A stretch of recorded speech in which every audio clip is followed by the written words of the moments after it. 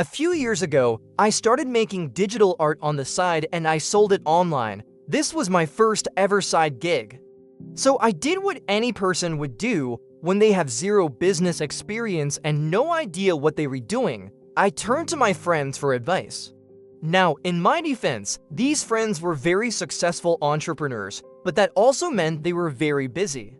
So back in 2018, I was working a full-time job as an investment analyst and I was making around $60,000 per year.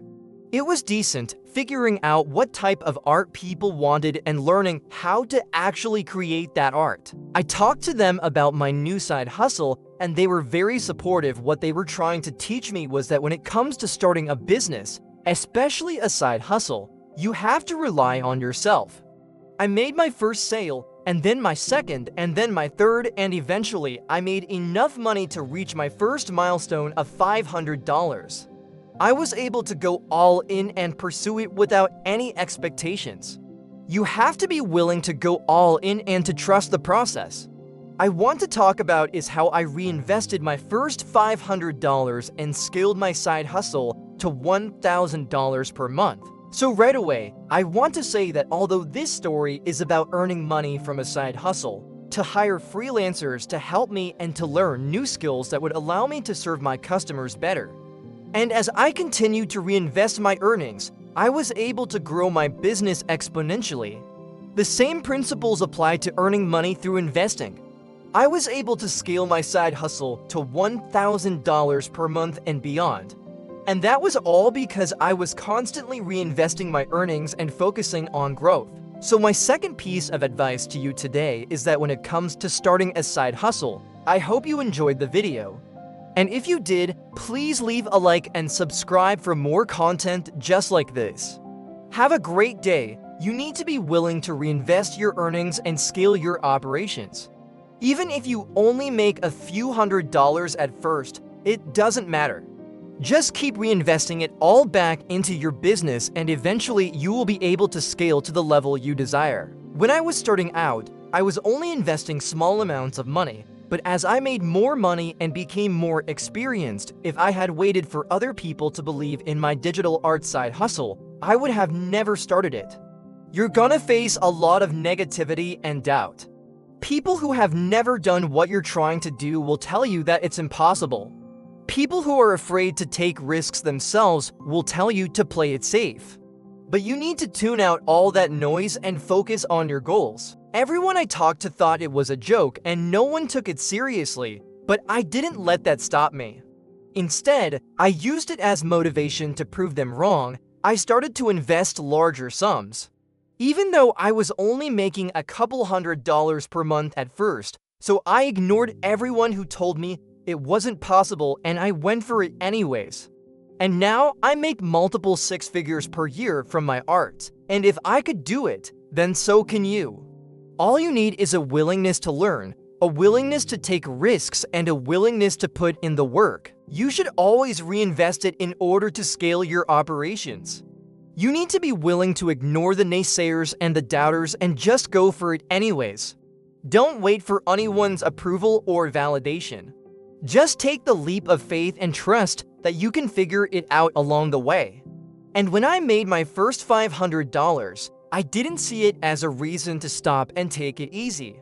I saw it as a sign that my business model worked and that if I kept pushing, I could grow it even further. I knew that if I stuck with it, I could build something special. And I never would have been able to do that if I had listened to everyone who thought it was a joke. Instead, I used their skepticism as fuel to prove them wrong.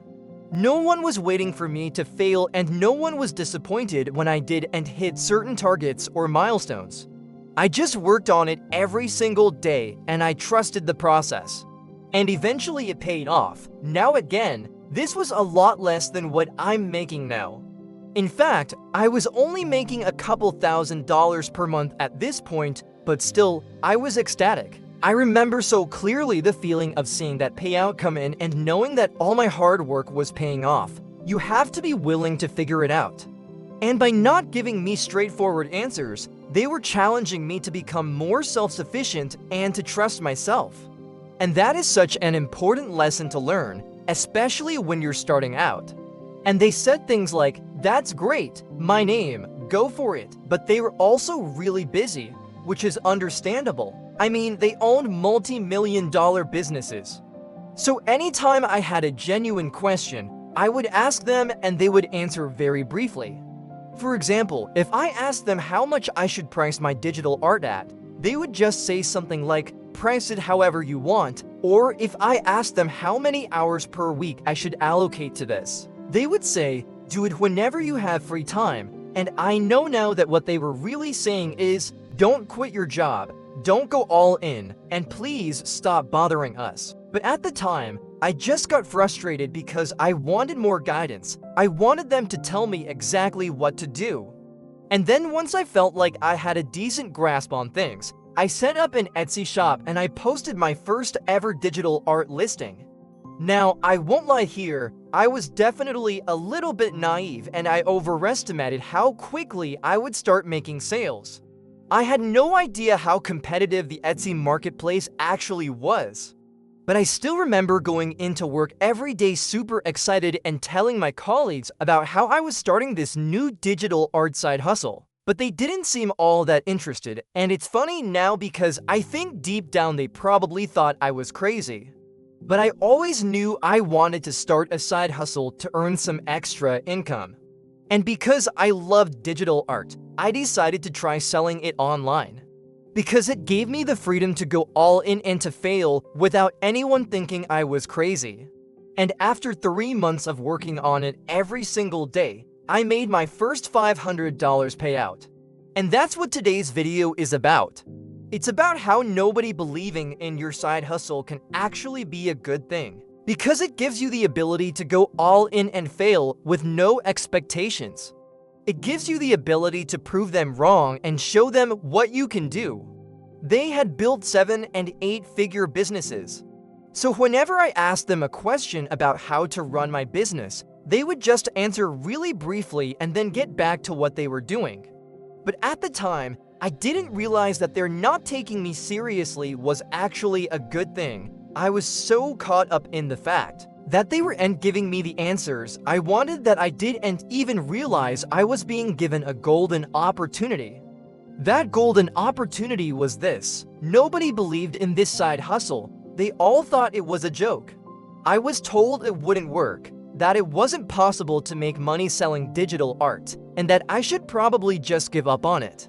And since no one believed in it, there was no pressure. There were no expectations, no one was waiting for me to fail.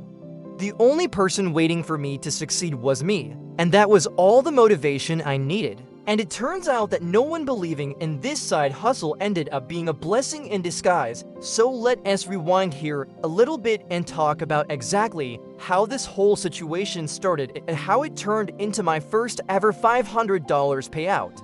For the next 2 months, I spent every waking hour learning how to sell digital art, trying to understand the market. Now, I mentioned earlier that I had a few friends who were very successful entrepreneurs, and so I went to them for advice. But instead, I think they were trying to teach me something really valuable, and I only realized this years later.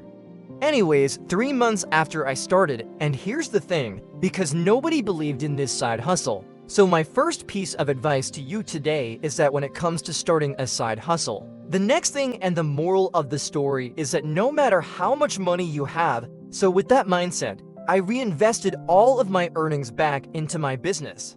I used it to buy better equipment. In fact, within a year of making my first $500. Lastly, I want to talk about how you shouldn't wait for approval from others when chasing your dreams.